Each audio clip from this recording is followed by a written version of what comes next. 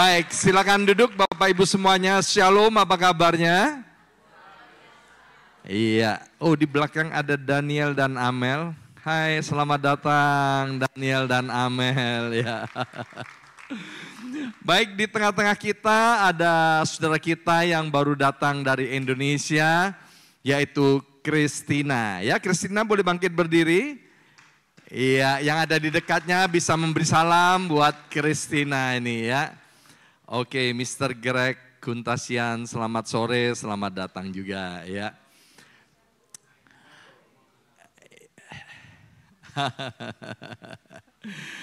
Ya, beberapa bulan yang lalu saya dengan Christian, pemain drum kita, sempat FaceTime dengan Christina, berdoa waktu itu mengajukan visa Amerika Serikat ya.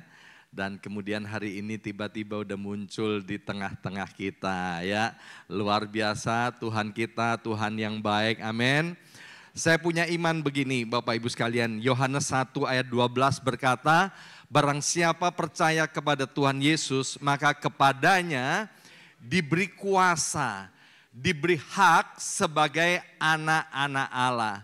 Saya selalu berdoa buat Bapak Ibu sekalian yang keluarganya ada di Indonesia dan kepingin ke Amerika tetapi belum dapat visa Amerika. Dan kami juga berdoa buat Bapak Ibu yang sudah di Amerika tetapi belum mendapat status yang legal. Saya bilang kepada Tuhan dan bersama-sama dengan para jemaat Tuhan, langit, bumi dan segala isinya adalah milik-Mu.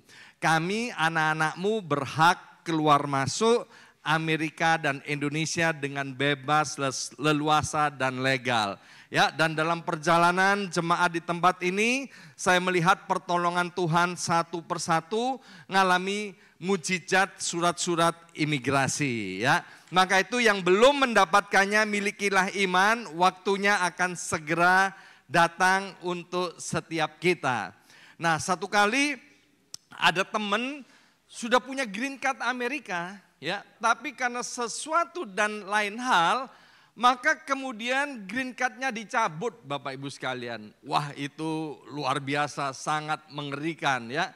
Dan kemudian kami terus berdoa seperti yang ditulis dalam kitab Lukas pasal 18 ayat yang pertama sampai dengan ayat yang ke-8 agar kita tidak jemu-jemu berdoa. Singkat cerita, akhirnya orang ini mendapatkan green card-nya kembali tentu dengan pertolongan dan campur tangan Tuhan ya.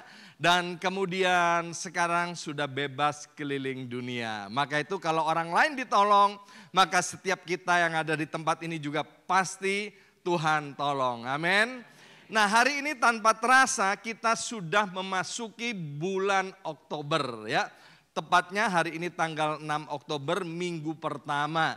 Dan secara tidak terasa kami mulai siap-siap untuk mendekor rumah dengan hiasan Natal. Kenapa? Karena nggak mau rugi ya.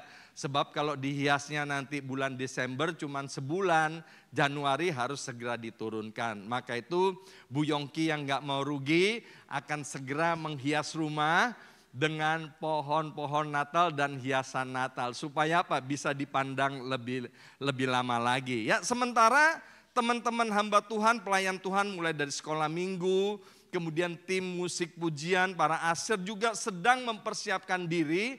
Nanti sepanjang bulan Desember kita ada rally Christmas. Setiap hari Minggu sore ya di bulan Desember kita akan merayakan Natal disertai dengan candlelight service. Minggu pertama kita akan dilayani oleh Pastor Juan Mogi dari GBI Gilgal Jakarta. Kemudian minggu kedua kita akan dilayani oleh Pastor Stefanus Sujono, pembicara pria sejati dari kota Yogyakarta. Dan kemudian minggu ketiga kita akan dilayani oleh Pastor Frankie Kuncoro. Dan minggu keempat kita akan dilayani oleh gembala senior kita, Pastor Lukas Kusuma. Kemudian juga ada Frankie Kuncoro. Dan kemudian juga ada Jason Writer ya, seorang anak muda di mana dia dikenal sebagai seorang penulis dan waktu kita tuliskan nama kita, maka dia bisa baca loh. Ya kan? Siapa kita, kemudian bagaimana kita, dan masa depan kita. Mirip-mirip kuamnya Bapak Ibu sekalian ya. Itu nanti tanggal 22 Desember. Dan juga sedang ada di dalam waiting list, yaitu saudara kita Michael Panjaitan yang juga akan ada di Amerika, tapi beliau belum mengasihkan tanggalnya, tanggal berapa untuk ada bersama-sama dengan kita. Tapi yang saya mau sampaikan, kalau kita bisa sampai pada bulan Oktober ini, itu semua karena kemurahan dan anugerah Tuhan. Amin. Waktu kita mau memasuki tahun 2024, itu suasana dunia tidak sedang baik-baik. Ada perang di Rusia Ukraina, kemudian ada peristiwa bulan Oktober, bagaimana ada perang antara Israel dengan Hamas, di mana hari ini peperangan itu semakin meluas ya. Sementara saya merenungkan firman Tuhan dari Mazmur 46, Tuhan mau berbicara kepada setiap kita bahwa apapun yang terjadi di atas muka bumi ini, bahwa kita ini adalah anak-anaknya. Amin. Tuhan pasti menyertai kita, Tuhan pasti melindungi kita.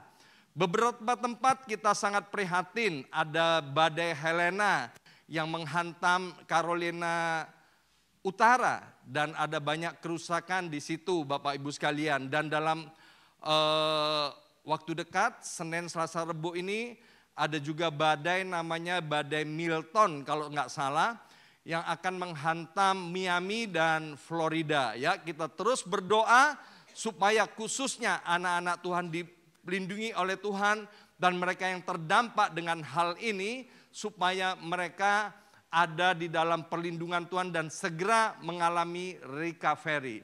Sebab Tuhan mengkehendaki bahwa pemulihan segala sesuatu itu harus terjadi di atas muka bumi ini. Nah, sepanjang tahun 2024 kita punya tema adalah tahun penuaian. Dan di bulan Oktober ini tema kita adalah jagalah dirimu atau jagalah hidupmu. Mari kita buka Alkitab kita dari 1 Korintus pasal yang ke-10 ayat yang ke-5 dan kemudian ayat yang ke-11 dan ayat yang ke-12. Nanti saya harap Bapak Ibu sekalian di rumah sebagai PR mulailah membaca berulang-ulang ayat yang pertama sampai dengan ayat yang ke-13.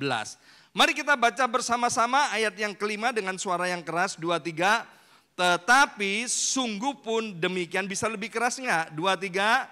Tetapi sungguh pun demikian, Allah tidak berkenan kepada bagian yang terbesar dari mereka.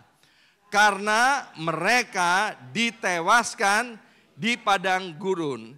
Nah Bapak Ibu sekalian, 1 Korintus pasal 10 ini berbicara tentang Israel sebagai satu peringatan. Israel sebagai satu pelajaran buat setiap kita. Meskipun peristiwa ini sudah terjadi ribuan tahun yang lalu. Ayat yang kelima ini amat sangat mengerikan. Ya, bahwa Tuhan tidak berkenan kepada sebagian besar orang-orang Israel ini. Sehingga mereka ditewaskan di padang gurun. Menurut para penafsir Alkitab, orang-orang yang keluar dari Mesir itu, Bapak Ibu sekalian, itu jumlahnya pada waktu itu ada kemudian kurang lebih 600.000 orang. Ya, kemudian di perjalanan, karena itu memakan waktu 40 tahun, maka di situ beranak cucu sehingga jumlah mereka hampir 3 juta orang. Ya, maka itu jangan heran kenapa bisa 3 juta orang kalau kita ada di New York ya. Kita lihat itu orang-orang saudaranya Yesus ini, Bapak Ibu sekalian, itu kalau beranak kan bisa sampai 4 sampai 5 orang ya. Satu kali waktu kami pergi ke American Dream Mall dengan beberapa hamba Tuhan dari Indonesia, waktu itu lagi Jewish holiday ya. Kami duduk-duduk di situ, itu pasangan suami istri saudaranya Tuhan Yesus itu, Bapak Ibu sekalian, itu anak-anaknya rata-rata 5 sampai 6 orang. Jadi kalau dari 600.000 menjadi 3 juta orang, nggak usah heran Bapak Ibu sekalian ya. Tapi Alkitab bilang itu bahwa sebagian besar, yaitu 600.000 orang ini, kecuali Yosua dan Kaleb, semuanya tewas di padang gurun. Ya, semuanya tewas di padang gurun. Yang boleh masuk ke tanah Kanaan, yang keluar dari Mesir cuman Yosua dan Kaleb serta generasi yang lahir di padang gurun. Nah, nanti kita belajar mengapa mereka semua ditewaskan di padang gurun. Ayat 11 kita baca bersama-sama. 2, 3. Semuanya ini telah menimpa mereka sebagai contoh dan dituliskan untuk menjadi peringatan bagi kita yang hidup pada waktu di mana zaman akhir telah tiba. Yang namanya Alkitab tidak pernah ketinggalan zaman. Setuju katakan? Alkitab itu selalu up to date Bapak Ibu sekalian, dari dulu sekarang bahkan sampai selama-lamanya. Mari kita baca ayat yang ke-12, 2-3. Sebab itu siapa yang menyangka bahwa ia teguh berdiri, hati-hatilah supaya ia jangan jatuh. Ayat 12 ini adalah ayat emas kita. Ayo kita baca sekali lagi 2-3.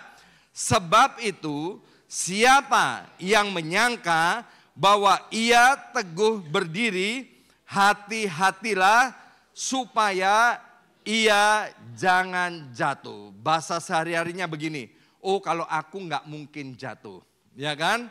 Aku nggak mungkin jatuh, aku kuat, aku dijaga, dilindungi Tuhan. Baik Bapak Ibu sekalian, punya iman sedemikian itu amat sangat baik. Tetapi Tuhan sudah memperingatkan, kalau kita merasa kuat, kalau kita berkata tidak mungkin jatuh, maka kita harus menjaga sedemikian rupa. Maka itu renungan pada hari ini saya beri judul, menjaga diri untuk menuai berkat Tuhan. Ya, perhatikan judul ini Bapak Ibu sekalian. Tahun 2024, saya ulangi bahwa tahun ini adalah tahun penuaian.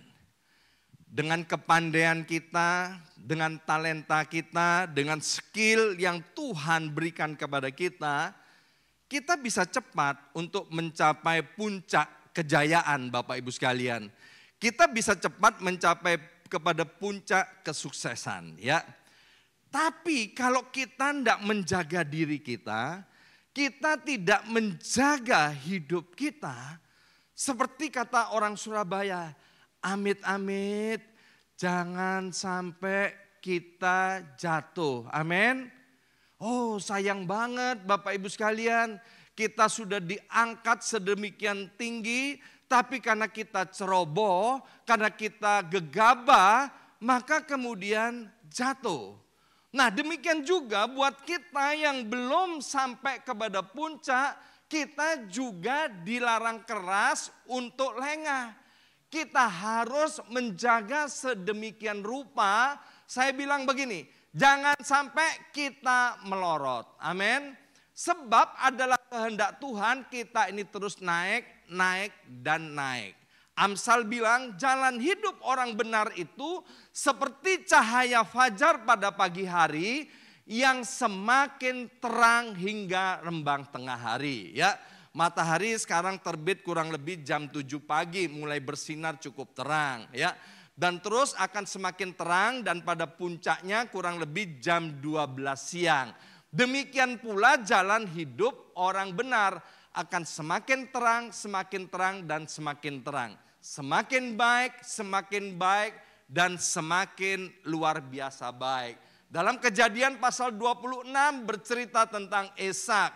Ishak di tengah-tengah kekeringan, di tengah-tengah situasi krisis ada di Gerar. Ya, panen semua gagal. Tapi Ishak diberkati oleh Tuhan sehingga Alkitab berkata Ishak menjadi kaya, bertambah kaya, dan menjadi amat sangat kaya raya. Bapak Ibu sekalian, kita semua tahu yang namanya Netflix, ya. Ada berapa banyak yang tidak tahu Netflix? Boleh angkat tangannya. Oh, semua udah tahu Netflix ya. Netflix itu dimulai tahun 1997. Mimpi daripada pendiri Netflix yaitu Randolph dan Hastings itu punya mimpi bahwa dia kepingin supaya orang-orang bisa melihat movie dari rumahnya masing-masing. Nggak perlu lagi pergi ke gedung bioskop ya. Untuk merintis itu maka Netflix memulainya dengan cara menyewakan DVD dan kemudian DVD itu dikirim melalui post office. Itu pada mulanya dan cukup berkembang Bapak Ibu sekalian. Nah kemudian waktu itu ada persewaan DVD yang namanya Blockbuster. Tahun 2008 ya saya tinggal di Queens, di jalan Queens Boulevard itu ada toko namanya Blockbuster. Ada yang masih ingat dengan toko itu? Ya beberapa masih ingat itu ya, Gerson masih ingat ya. Dan Blockbuster itu luar biasa, di semua state di Amerika Serikat ada toko namanya Blockbuster. Kemudian Blockbuster ngiler dengan Netflix. Dan kemudian dia mulai mengajukan tawaran kepada Netflix. Ayo Netflix, kasihkan saya aja perusahaannya. Buat apa kamu mengerjakan ini? Bukankah aku yang sudah mengerjakannya lebih dahulu? Tapi yang luar biasa, pendiri Netflix dia nggak mau jual kepada Blockbuster meskipun ditawarin uang yang sangat banyak. Nah kenapa? Karena pendiri Netflix ini punya visi yang jelas, visinya belum kecapaian, yaitu semua orang bisa nonton movie di rumahnya masing-masing. Netflix belajar kepada para pelopor, kepada para pendahulunya, di mana waktu itu ada MySpace, ada Bebo, ada Netscape, ada Broadcast.com dan lain sebagainya. Mereka waktu mulai launching, dan kemudian ditawarin uang untuk dibeli, dia jual, ya. Tetapi dalam perjalanan kemudian apa yang menjadi mimpi dari Bebo dan lain sebagainya dan kawan-kawan itu tidak tercapai. Jadi layu sebelum berkembang. Netflix nggak mau hal itu terjadi, ya. Jadi dia belajar dari kesalahan-kesalahan pelopor yang terdahulu. Yang kedua, Netflix ternyata tahan terhadap godaan, ya. Dia nggak tergiur dengan yang namanya uang. Tahun 2010, Bapak Ibu sekalian, saya ada di New York, saya menjadi saksi mata kepala sendiri bagaimana toko Blockbuster tutup, bangkrut Bapak Ibu sekalian. Seluruh Amerika toko Blockbuster itu tutup. Dan hari ini apa yang terjadi dengan Netflix? Pelanggan dari Netflix hari ini ada kurang lebih 278 juta pelanggan yang rutin membayar iurannya, ya. Padahal satu subscriber itu kan bisa dipakai 2, 3 atau berapa ini kan, ya. Jadi ada 278 juta subscribernya yang setiap bulan membayar rutin kepada Netflix. Dihitung-hitung keuntungan Netflix ini pada setengah tahun 2024 ini keuntungan bersihnya ya 6 bulan mulai Januari sampai Juni itu 33 triliun rupiah. Ini sudah dirupiahkan ya. Omsetnya dia selama 6 bulan itu ada 147 triliun. Nah, apa yang terjadi atas Netflix ini? Netflix bertahan kepada visinya. Yang kedua, Netflix mau belajar dari kesalahan-kesalahan para pendahulunya dan dia tidak mau mengulangi. Dan yang ketiga, Netflix tahan terhadap godaan. Nah, hal yang sama Tuhan sampaikan kepada umat Tuhan, biarlah kita belajar daripada kesalahan-kesalahan yang telah dibuat oleh orang-orang Israel, dan kita harus bertekad, punya kemauan yang kuat untuk tidak mengulanginya. Tahun 2008, ketika saya masuk ke Amerika Serikat, saya mengenal pendeta Lukas Kusuma itu sudah cukup lama, ya. Sejak tahun 1990, saya udah mengenal beliau, Bapak Ibu sekalian, ya. Nah, waktu tahun 2008, waktu saya menginjakkan kaki di Amerika bersama dengan istri saya, maka kemudian kami ketemu one on one, ya. Dia tahu keluarga kami, dia tahu masa lalu keluarga kami, dia tahu masa-masa kekelaman dalam hidup keluarga kami. Semuanya terang benderang, jelas, tidak ada yang ditutupi, ya. Dan kemudian dalam pertemuan itu, pesan daripada gembala senior itu kepada saya, dia bilang begini, jangan pernah ulangi kesalahan orang tuamu. Jangan pernah ulangi kesalahan nenek moyangmu. Jangan pernah ulangi kesalahan dirimu sendiri. Jadi pesannya, jangan kita mengulangi kesalahan-kesalahan yang pernah kita buat, maupun yang pernah dibuat oleh orang tua kita, maupun yang pernah dibuat oleh para nenek moyang kita. Itu dibutuhkan kemauan dan tekad yang kuat. Amin. Bukan soal bisa atau tidak bisa. Kita yang hidup di zaman anugerah Roh Kudus ini bicara soal mau atau tidak mau. Ketika kita berkata mau, maka Roh Kudus yang ada di dalam diri kita, itulah yang akan menolong dan memampukan kita. Yang pertama, mari kita lihat Bapak Ibu sekalian dari 1 Korintus pasal yang ke-10 ayat yang ke-6.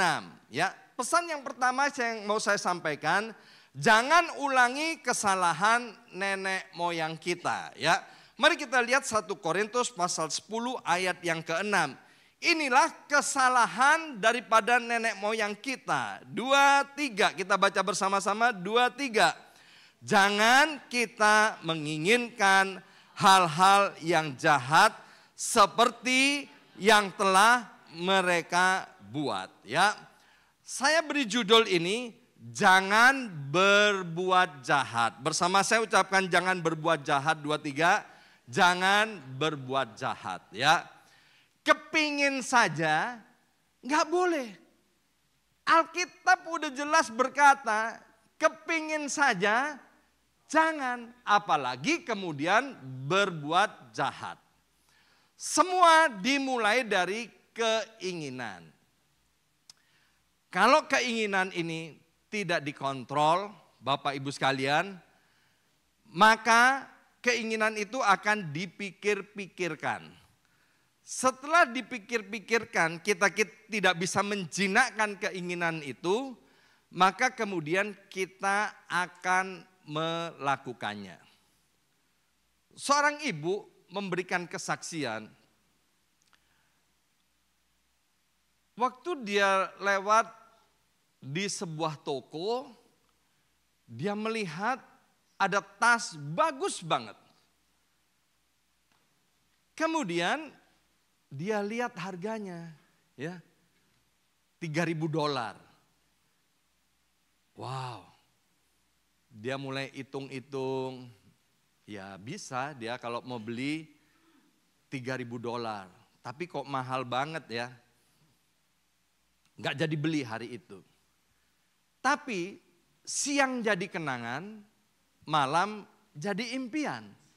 Dipikir-pikir terus, alangkah hebatnya, alangkah bahagianya kalau aku bisa memiliki tas itu. Seminggu kemudian Dia datang lagi ke toko itu dan membawa uang tunai. Dan dia beli tas itu. Wow, senangnya luar biasa. Tapi setelah 1 minggu tas itu ada di rumahnya. Dia lihat-lihat, karena ini orang Surabaya, dia bilang gini, gendeng kayak Mukio katanya, ya kan. Bahasa Jakartanya gini, bodoh amat aku, ya kan. Kok beli tas sampai $3.000. Enggak ada yang salah Bapak Ibu sekalian ya. Saya lihat tadi dari bangku belakang sampai ke depan ada tas merek Dior, ada Chanel, enggak apa-apa ya. Saya tahu harganya, enggak apa-apa, milikilah Bapak Ibu sekalian. Jadi enggak ada yang salah dengan hal itu. Tetapi ini bicara soal keinginan jahat. Keinginan itu harus segera dimatikan agar kita tidak jatuh di dalam perbuatan jahat. Jadi waktu keinginan itu mulai timbul, biarlah keinginan itu segera dimatikan. Maka itu Salomo berpesan, jagalah hatimu dengan segala kewaspadaan. Bukan jagalah dompetmu, bukanlah jaga tabunganmu, tapi jaga hati. Coba kalau ibu tadi yang menyesal beli tas 3.000, dia bisa jaga hatinya, maka dia tidak akan menyesal dan dia tidak akan pergi beli tas itu. Demikian juga Bapak Ibu sekalian, ketika kita cakap, kita pandai menjaga hati kita sehingga ketika ada keinginan untuk berbuat jahat, ya, karena kita bisa jaga hati kita, maka kita nggak sampai berbuat jahat, ya. Berbuat jahat itu apa? Di dalam kitab Markus maupun di dalam kitab Yakobus berkata bahwa kejahatan itu mulai dari dalam hati, dan dalam kitab Yakobus dikatakan bahwa kejahatan itu semua dasarnya dimulai daripada egoisme atau mementingkan diri sendiri. Kalau orang sudah egois, dia nggak akan pernah pikirkan orang lain. Yang penting adalah aku, diriku, dan saya. Ya, ini jangan pernah kita ulangi kesalahan nenek moyang kita. Ingin berbuat jahat tidak boleh, apalagi jangan sampai kita berbuat jahat. Yang kedua, mari kita lihat 1 Korintus pasal 10 ayat yang ke-7. 1 Korintus pasal 10 ayat yang ke-7, jangan kita menjadi penyembah berhala. Yang kedua, kita belajar dari kesalahan nenek moyang kita, yaitu mereka menyembah berhala. Maka itu Bapak Ibu sekalian, jangan ada seorang pun di antara kita mulai hari ini yang menyembah berhala. Apa itu berhala? Berhala adalah segala sesuatu yang kita nilai lebih tinggi daripada Tuhan, itu adalah berhala. Sekali lagi, apa itu berhala? Berhala adalah segala sesuatu yang kita nilai lebih tinggi daripada Tuhan, itu adalah berhala. Berhala modern itu bisa wujudnya adalah uang, pekerjaan, materi, itu adalah berhala modern. Kalau berhala pada zaman orang Israel ini adalah membuat patung lembu emas, anak lembu emas, dan mereka menyembahnya, dan itu adalah kekejian di hadapan Tuhan. Berhala modern itu apa? Gadget, ya. Gadget itu adalah berhala modern. Ada seorang gembala sidang yang dia menyesalnya kapok dailo, ya. Apa itu kapok dailo? Gimana terjemahan ke dalam bahasa Inggrisnya? Kok ada kapok dailo ya? Kapok gitu loh ya. Jadi waktu ada masa Covid, gembala ini memberikan hadiah kepada beberapa jemaatnya yang nggak punya gadget, maka diberikan secara cuma-cuma itu tablet ya. Gadget itu agar supaya bisa mengikuti ibadah secara online, Bapak Ibu sekalian. Tapi apa yang terjadi? Gembala ini dia bilang begini, aduh aku menyesal Pak, gara-gara aku memberi tablet ini kepada beberapa jemaatku, maka kemudian jemaatku ini Pak, ya kerohaniannya jadi mundur. Ya, loh kok bisa?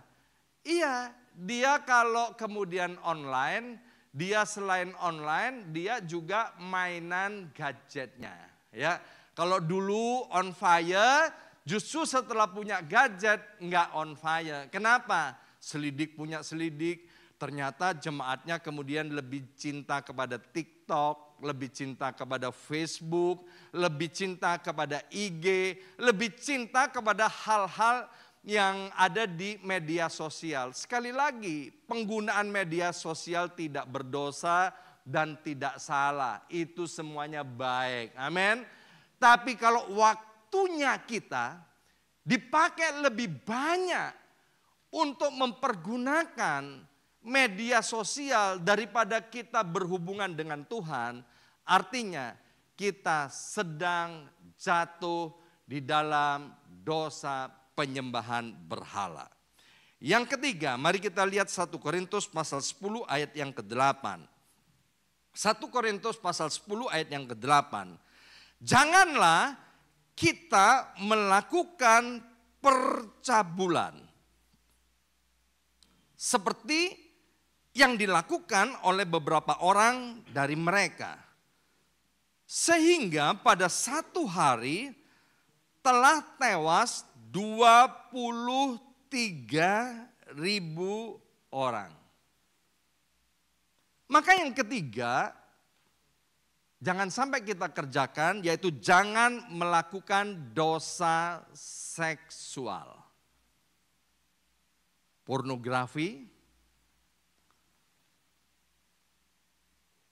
onani, masturbasi, sex before married, itu semua adalah kekejian di hadapan Tuhan. Alkitab bilang upah dosa adalah maut. Yang namanya dosa, Salomo dengan jujur dia berkata, itu seperti air curian, manis rasanya. Seperti roti yang dimakan secara sembunyi-sembunyi, kemudian menjadi kerikil di dalam mulutnya. Dosa pada mulanya menawarkan kenikmatan. Tetapi setelah dosa, maka yang ada adalah kesengsaraan. Yang ada adalah penderitaan. Dr. Edwin Lois Cole, dia bilang begini. Penderitaan karena berbuat kebenaran itu enggak seberapa dibandingkan penderitaan karena kita berbuat dosa. Kenikmatan karena berbuat dosa itu enggak seberapa dibandingkan dengan kenikmatan ketika kita hidup benar di hadapan Tuhan. Alkitab bilang, tidak tahukah bahwa tubuhmu adalah rumah Allah, bait Allah yang maha kudus. Kita bicara soal hak asasi manusia. Memang ini adalah tubuh-tubuh kita, tapi setiap kita yang percaya kepada Yesus, kita sudah enggak berhak lagi atas tubuh kita. Karena waktu Yesus menebus kita, itu seluruh hidup kita, itu adalah milik Kristus. Maka itu kita harus menjaga sedemikian rupa sehingga apa yang pernah dilakukan oleh nenek moyang kita, mereka jatuh di dalam dosa perzinahan, dosa hawa nafsu seksual, jangan pernah diulangi lagi. Amin. Sementara firman Tuhan disampaikan hari ini, inilah detik terakhir kita melakukan dosa seksual dan jangan pernah diulangi lagi. dan jangan pernah ditunda-tunda lagi. Amen. Sebab ketika kita menunda pertobatan kita, artinya kita sedang menunda pertolongan daripada Tuhan. Tiger Woods adalah seorang pemain golf yang terkenal dari Amerika Serikat. Pada tanggal 27 November tahun 2009, waktu pagi-pagi hari, dia keluar dari rumahnya dan kemudian langsung menabrak hidran dan pohon yang ada di dekat rumahnya. Waktu Tiger Woods menabrak hidran dan pohon di dekat rumahnya, istrinya yang ada di dalam rumah mendengarnya dengan jelas. Wah, ini suamiku yang kecelakaan. Maka dia lihat suaminya ada di dalam mobil itu dan istrinya cepat-cepat ngambil stick golf dari dalam rumahnya dan dia pecahkan kaca mobil itu sehingga Tiger Woods bisa ditolong. Tapi karena Tiger Woods adalah seorang yang terkenal, apa yang terjadi itu cepat menyebar di daerah Florida itu tempat tinggalnya Tiger Woods. Para wartawan mulai berdatangan ke lokasi dan juga ke kantor polisi mengadakan investigasi. Kok bisa pagi-pagi hari kecelakaan di dekat rumahnya? Pasti ada sesuatu yang nggak benar. Dari situlah tercium ternyata Tiger Woods sedang bertengkar dengan istrinya. Dimulai dari mana pertengkaran ini terjadi? Karena Tiger Woods ternyata berzina, berbuat cabul, melakukan dosa seksual. Di hadapan Tuhan yang namanya dosa adalah dosa, Bapak Ibu sekalian. Nggak ada dosa besar, nggak ada yang namanya dosa kecil, nggak ada dosa hitam, putih, merah atau abu-abu. Yang namanya dosa adalah dosa. Sepandai-pandainya tupai melompat, dia akan jatuh juga. Sepandai-pandainya orang menutupi bangkai, maka baunya akan tercium. Maka terbongkarlah skandal dosa seksual yang dilakukan oleh Tiger Woods ini. Dan kemudian yang tragis yaitu pada bulan Agustus tahun 2010, setahun kemudian istrinya minta cerai. Dan kemudian AT&T dan Gatorade serta beberapa sponsor yang lainnya yang menyponsori Tiger Woods menarik dirinya. Akibatnya apa? Penghasilan atau income daripada Tiger Woods melorot. Karirnya pada waktu itu habis dan dia masuk rumah rehabilitasi. Tuhan datang untuk memberi kita hidup dan hidup itu dalam segala kelimpahan. Amin. Tuhan mau mengangkat kita naik dan naik dan naik. Tapi iblis melalui dosa yang ditawarkan kepada kita, dia mau menarik kita turun dan kemudian menuju kepada kehancuran. Yang keempat, mari kita lihat 1 Korintus pasal 10 ayat yang ke-9. 1 Korintus pasal 10 ayat yang ke-9. Janganlah kita mencobai Tuhan seperti yang dilakukan oleh beberapa orang dari mereka, sehingga mereka mati dipagut ular. Orang yang mencobai Tuhan akan mati dipagut ular. Apa itu dosa mencobai Tuhan? Dosa mencobai Tuhan, kita melanggar firman Tuhan, tetapi kita ingin diberkati. Itu namanya dosa mencobai Tuhan. Akibatnya orang yang mencobai Tuhan akan jatuh sakit.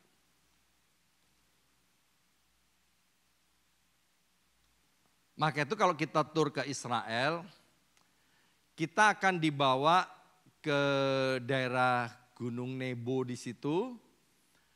Dan di situ ada ular tembaga replikanya yang pernah dibuat oleh Musa beberapa ribu tahun yang lampau. Ketika orang-orang yang mencobai Tuhan itu mati di pagut ular. Tuhan bilang kepada Musa, kalau orang-orang itu belum mati, kemudian dia melihat kepada ular tembaga itu, maka dia mengalami kesembuhan. Dan ini merupakan nubuatan, karena bentuk ular tembaga itu dan tiang itu persis seperti salib dan Kristus. Jadi artinya ketika orang mencobai Tuhan dan mereka memandang Kristus, datang kepada Kristus, maka mereka akan mengalami kesembuhan. Tidak semua orang yang sakit itu karena mencobai Tuhan. Tapi orang yang mencobai Tuhan, maka dia akan mengalami yang namanya sakit. Sekali lagi, jangan dibalik ya. Bukan semua orang yang sakit itu karena mereka mencobai Tuhan. Tapi orang yang mencobai Tuhan, mereka akan jatuh sakit. Nanti Bapak Ibu bisa baca di Ulangan pasal 28 ya. Orang yang tidak taat kepada firman Tuhan akan dilemparkan ke ranjang orang sakit. Kalau kemudian di ranjang orang sakit ini, orang ini tidak mau bertobat, dia akan mengalami hal yang buruk. Bahkan terakhir akan mengalami yang namanya kegilaan. Hari ini kita akan ada perjamuan kudus. Melalui perjamuan kudus Tuhan mau berbicara kepada setiap kita bahwa kasih-Nya itu untuk setiap kita adalah kekal untuk selama-lamanya. Tapi kasih Tuhan bukanlah kasih yang murahan. Di mana kita mendapatkan kasih Tuhan, kita harus bertanggung jawab di hadapan Tuhan. Maka itu ajaran hyper grace, bahwa sekali selamat itu akan selamat selama-lamanya, itu termasuk dosa mencobai Tuhan. 1 Yohanes 1 ayat 9 itu ada di Alkitab. Karena Tuhan mau berbicara kepada setiap kita, kalau kita datang kepada Tuhan mengakui dosa-dosa kita, maka Tuhan akan mengampuni dosa kita. Kembali kepada dosa mencobai Tuhan, melanggar firman Tuhan, tidak taat kepada firman Tuhan, tapi minta tetap diberkati dan dilindungi. Itu enggak ada. Bapak Ibu sekalian, Mazmur 91 ayat yang ke-14 berkata, kalau hati kita melekat kepada Tuhan, Tuhan akan menjawab doa-doa kita. Kalau hati kita melekat kepada Tuhan, maka Tuhan akan melepaskan kita dari jerat penangkap burung. Tuhan akan melepaskan kita dari kesialan. Di depan kita banyak hal-hal yang tidak baik, Bapak Ibu sekalian. Tapi Tuhan cinta dan mengasihi kita. Dia berfirman kepada setiap kita agar kita tidak mengulangi dosa yang pernah dibuat oleh nenek moyang kita. Dan yang terakhir dari 1 Korintus pasal 10 ayat yang ke-10. Dan janganlah bersungut-sungut, ya, jangan ngomel. Seperti yang dilakukan oleh beberapa orang dari mereka, sehingga mereka dibinasakan oleh malaikat maut. Jadi ngomel, bersungut-sungut, Bapak Ibu sekalian, itu tidak dikenan oleh Tuhan. Kita mungkin gak berani ngomong sama Tuhan, kita gak berani bilang sama Tuhan, bilang begini, Tuhan, kamu gak becus, ya. Mungkin kita gak berani bilang begitu. Tapi waktu kita ngomel, ya, itu sesungguhnya sama dengan berkata, Tuhan, kamu tidak becus. Ngomel, bersungut-sungut, mati dan hidup dikuasai oleh lidah. Siapa suka menggemakannya akan memakan buahnya. Kenapa orang suka bersungut-sungut? Mengapa orang suka ngomel? Karena mereka tidak bersyukur dengan apa yang ada padanya. Fokusnya kepada apa yang tidak ada padanya. Sekali lagi, orang ngomel, orang bersungut-sungut, fokusnya bukan kepada apa yang ada pada dirinya, tapi kepada apa yang tidak ada pada dirinya. Aduh, seandainya aku punya mobil, ya kan? Betapa bahagianya. Coba itu orang nggak kenal Tuhan, nggak rajin ke gereja. Dia diberkati oleh Tuhan. Aku yang rajin ke gereja, rajin pelayanan, nggak punya mobil. Itu ngomel Bapak Ibu sekalian. Seharusnya kita bilang begini, aduh aku bersyukur ya Tuhan itu baik meskipun aku nggak punya mobil, tapi mobil-mobil di jalanan banyak sekali yang disiapkan oleh pemerintah sehingga aku nggak perlu bayar pajak, aku bisa menggunakannya sesuka hatinya. Bahkan Tuhan melalui pemerintahan yang baik ini menyediakan transportasi, ada kereta bawah tanah sehingga aku dapat menggunakannya dengan baik. Terima kasih Tuhan. Waktu kita ngomel Bapak Ibu sekalian, maka kita akan menerima apa yang kita omelin. Suami nggak pulang ke rumah, diomelin. Pulang ke rumah, diomelin. Mestinya kan ngucap syukur. Waktu saya nggak pulang ke rumah, Ibu Yongki ngomel, marah. Ya. Tapi setelah ngalami lawatan Tuhan, saya pulang ke rumah dan menurut pengakuan daripada Ibu Yongki amat sangat menyebalkan. Ngapain Tuhan makhluk ini pulang? Udah 4 tahun enak-enak aku nggak ada makhluk ini, sekarang makhluk ini pulang bikin repot. Tapi Ibu Yongki ngerti akan firman Tuhan. Dia enggak ngomel. Dia justru mengucapkan kata-kata berkat. Kata-kata berkat itu adalah kata-kata di mana kita ingin mencapainya. Saya bilang kepada beberapa orang tua, jangan bilang anakmu nakal, anakmu goblok, anakmu enggak bisa diatur. Gak bisa pastor, memang anakku goblok. Memang anakku ini nakal gak bisa diatur. Oh iya, kenyataannya seperti itu. Tapi engkau harus mengucapkan apa yang engkau inginkan terjadi atas anakmu. Seharusnya engkau berkata begini, oh anakku ini aktif sekali ya. Anakku ini punya masa depan yang baik, masa depan yang penuh dengan pengharapan. Oh ini good boy. Luar biasa, dia akan jadi orang yang hebat, orang yang besar, orang yang diberkati oleh Tuhan. Amen. Jadi mulai hari ini ya, jangan ada seorang pun yang ngomelin anaknya, jangan ada seorang pun yang bersungut-sungut tentang istrinya atau tentang suaminya atau tentang orang tuanya. Justru kita harus mengucap syukur. Amin. Sebab waktu kita sedang mengucap syukur itu memuliakan nama Tuhan. Gak ada yang mustahil bagi Tuhan.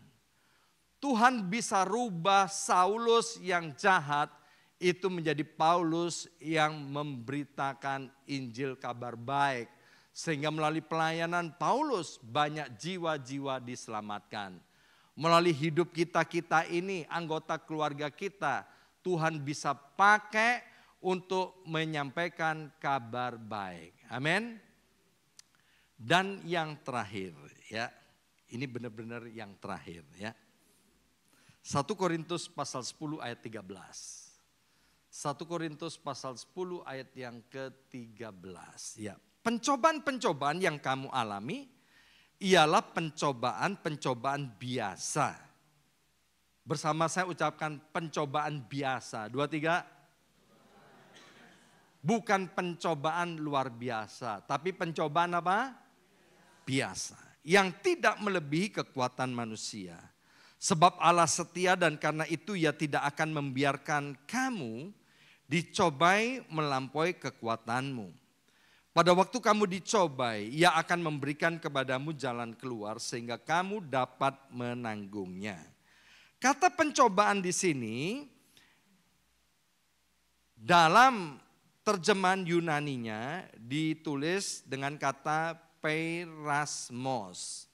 Arti dari kata pencobaan ini adalah godaan atau ujian untuk membuktikan. Atau bahasa sehari-harinya digoda untuk membuktikan titik. Diuji untuk membuktikan titik. Beberapa waktu yang lalu saya menonton sebuah video singkat. Ada sepasang suami istri punya 3 ekor anjing yang besar-besar. Ya.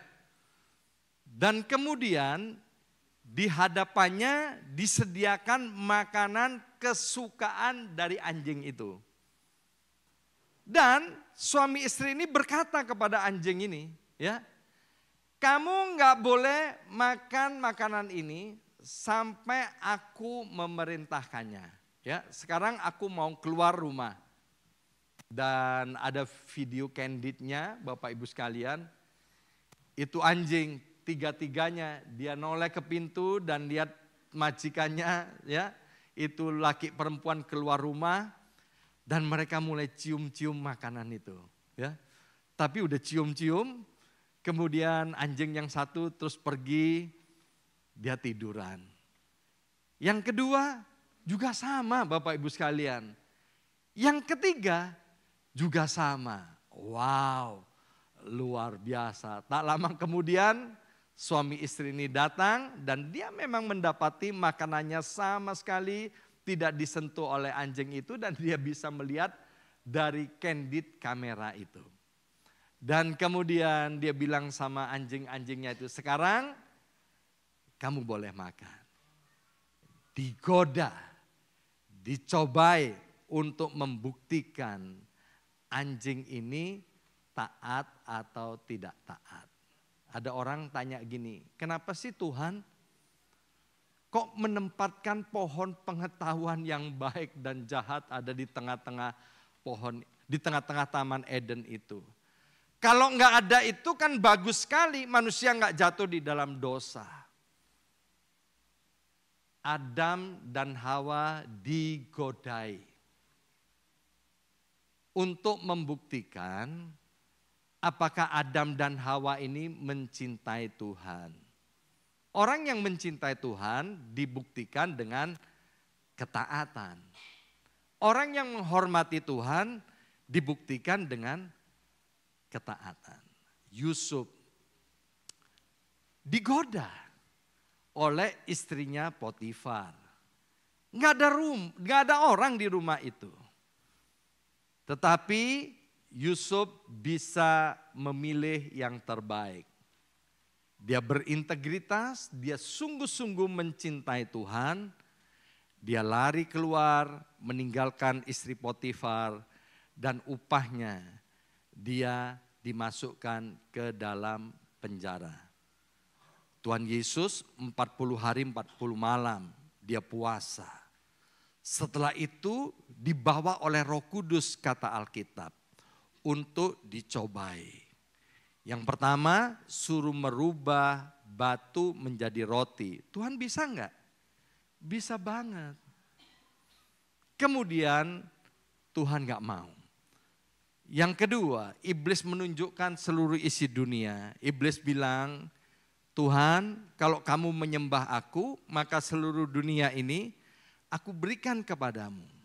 Pencobaan yang ketiga, Yesus disuruh loncat dari bubungan bait Allah. Yesus itu lebih hebat dari Spider-Man. Lebih hebat dari Superman, ya.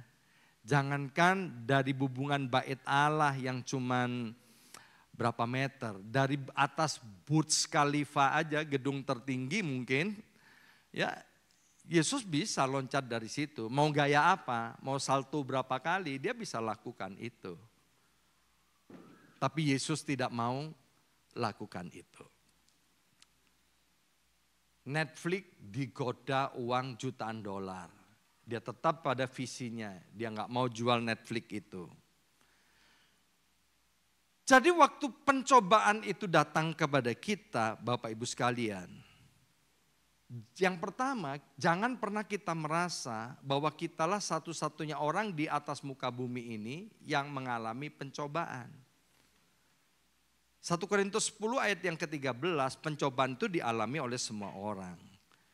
Yang kedua, kita belajar kalau ada orang-orang yang menang terhadap pencobaan, seharusnya kita meniru orang-orang yang menang. Ada orang-orang yang gagal, ada orang-orang yang kalah. Jangan tiru yang gagal, jangan tiru yang kalah, tapi tirulah yang menang. Amin. Dan yang ketiga, melalui pencobaan itu Tuhan mau bicara kepada kita bahwa di dalam pencobaan itu ada dua hal. Yang pertama, Tuhan akan memberikan jalan keluar untuk setiap pencobaan, untuk setiap godaan yang kita alami. Yang kedua, Roh Kudus itu yang akan menolong kita untuk memberikan kemenangan. Saya undang para pemain musik boleh maju ke depan. Kita belajar hari ini menjaga diri untuk menuai berkat Tuhan. Yang pertama, jangan ulangi kesalahan nenek moyang kita. Apa itu? Jangan pernah kita berbuat jahat. Jangan pernah kita menyembah berhala. Jangan melakukan dosa seksual. Jangan mencobai Tuhan dan jangan bersungut-sungut. Hal yang kedua, kita harus waspada terhadap yang namanya godaan. Mari kita bangkit berdiri. Kita akan siapkan untuk masuk dalam perjamuan kudus. Materaikan siap benih kebenaran firman Tuhan pada hari ini, ya Aba ya Bapa. Biarlah setiap kami mau bertanggung jawab di hadapan-Mu. Menjaga hidup kami masing-masing. Menjaga diri kami masing-masing sedemikian rupa, ya Aba ya Bapa. Sehingga berkat-berkat yang Tuhan sudah berikan kepada kami tidak ada satupun yang terhilang. Sehingga ada berkat-berkat yang Tuhan sudah siapkan bagi kami tapi belum kami capai. Sebelum tahun 2024 ini berakhir, kami dapat mencapai, meraih dan menerimanya daripada Tuhan. Kami menghormati Allah Roh Kudus. Biarlah Allah Roh Kudus terus betah tinggal di dalam diri kami. Menolong kami dari waktu ke waktu. Sehingga kami waspada terhadap setiap pencobaan. Kami mau meniru Yesus Kristus Tuhan yang menang atas pencobaan. Kami tidak mau meniru Adam dan Hawa yang gagal ketika menghadapi pencobaan. Layakkan kami untuk bersekutu dengan tubuh dan darah Yesus. Ampuni dosa-dosa kami, ampuni kesalahan kami, ya Aba ya Bapa. Kami ada sampai hari ini ada karena anugerah Tuhan. Karena Tuhan mau memulihkan hidup kami. karena Tuhan mau memberkati kami. Sekali lagi, biarlah melalui tubuh dan darah Yesus, kami kembali manunggal dengan Engkau Tuhan, untuk selama-lamanya. Dalam nama Yesus. Amin.